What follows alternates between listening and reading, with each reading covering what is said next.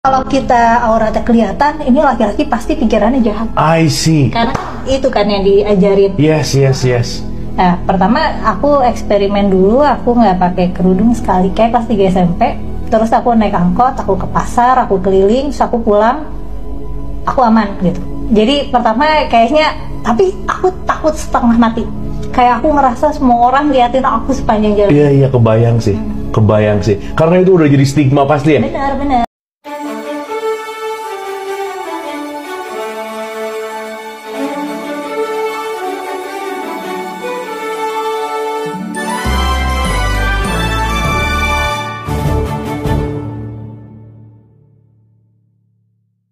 Oke. Cuman itu jadi sampel kan, maksudnya itu kan aku eksperimen terus ada hasilnya. Oke.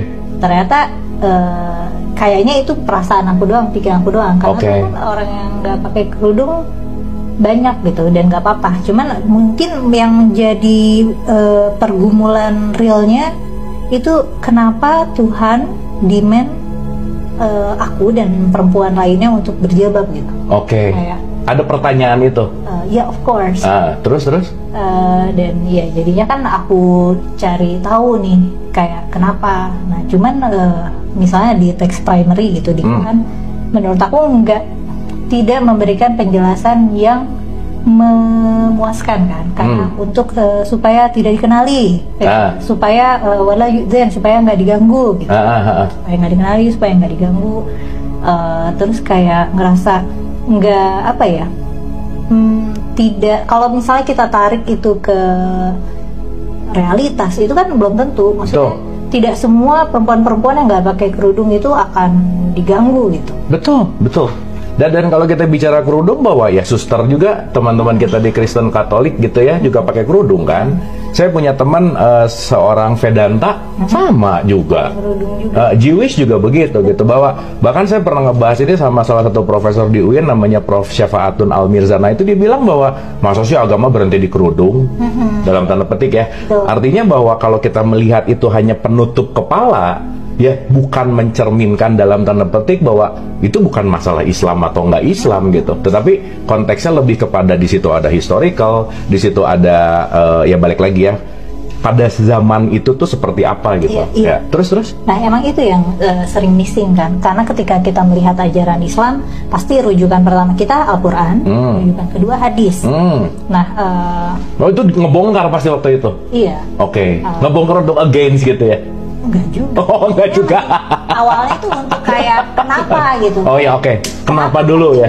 Kenapa penting untuk Tuhan nyuruh rambut ditutup gitu. Karena kan kadang nih sebagai perempuan berkerudung, kalau ada poni-poni keluar dikit, nanti ada yang itu tuh rambutnya kelihatan.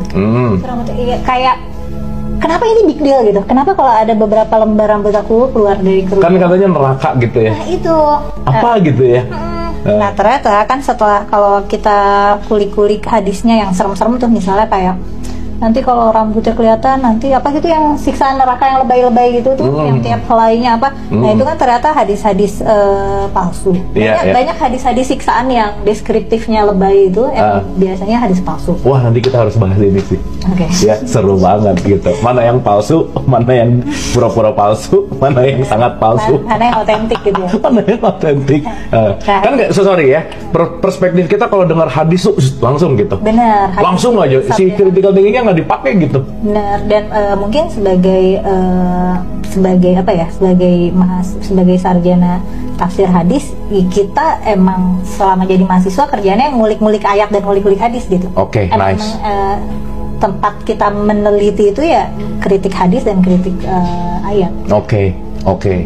Nah